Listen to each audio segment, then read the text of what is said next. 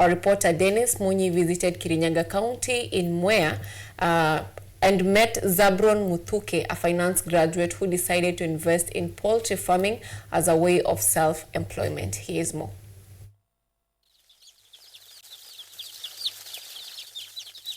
A hungry man finds no rest.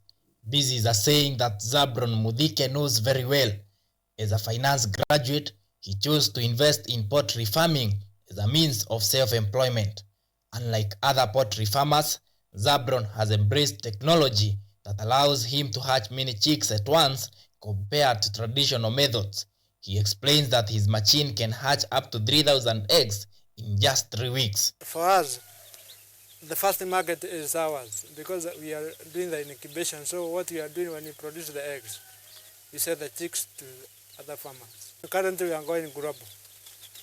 We are able to supply, in a month we are supplying 3,000 chicks. If you place an order with us, we will be able to supply with you with 3,000 within a month. And that we are maintaining a continuous flow of the market. And we are still growing. We are still in the growing stage. And we have not fully exploited the market. We are still growing and we are still searching for other markets. Zabron tells us that poultry farming is profitable and he has no regrets about getting into it. Explaining the entire process, he says that the eggs are placed in a machine known as an incubator for 21 days, after which the chicks are transferred to a special room called a brooder. Ukulima wa kuku ni pesa na ni biashara. Hii ni kilimo biashara. Usifanye kilimo tu ni kilimo. Kuku yako na pesa. If you just maintain the birds, per day you collect a good amount of money every day, which does not require any struggle. You just wake up in the morning, feed the birds, then come and lock your cage. That's all. Then in the evening you are coming and collecting the eggs. For the first 2 months, the chicks are fed with special food for young chicks called chick mash, before transitioning to growers mash as they continue to grow. His chickens start laying eggs after just 4.5 months. Zabron notes that these chickens are cost effective in terms of food and lays eggs for about 1.5 years. These are 3 days old chicks from the incubator. Then from here they feed with the chick mash for the first 2 months. Then from 2 months you introduce the grower mash. We are using the Fugo feeds to bring our chicks up. Then from there our breed of chicken start laying at 4.5 months.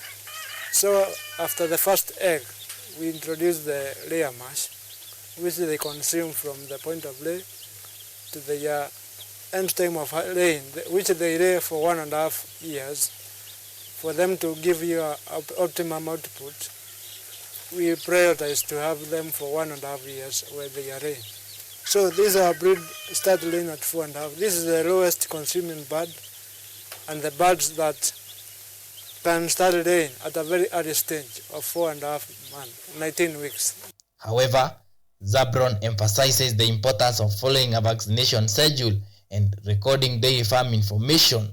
According to him, this is the secret to avoiding loss and controlling diseases and pests that could affect the chicken's health. We have a cooperative that we are doing with it, the marketing, and we have our marketer who is in charge of the market, who is creating the networks, who is responsible for the networks to enable our community around.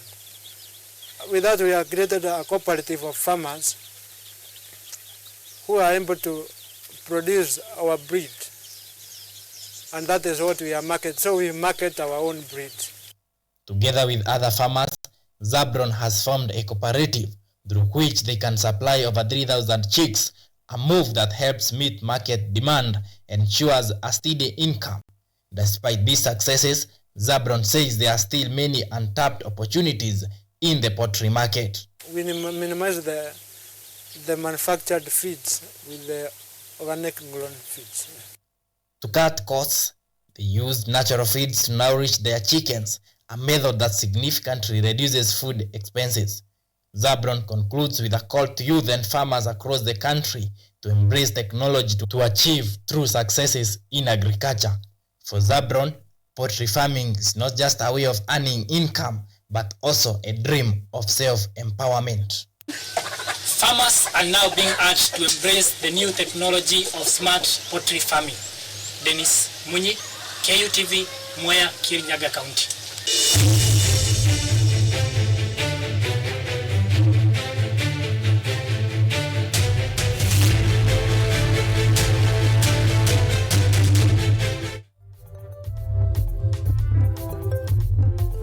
Now let's get you back to the call for unity, where President William Ruto has yet again defended his broad-based government, stating his key agenda is to unite the country. The president's sentiments came a day after the swearing-in of Deputy President Kithure Kindiki, and according to Ruto, he is a man on a mission and he will use every force to ensure his government delivers. Listen in.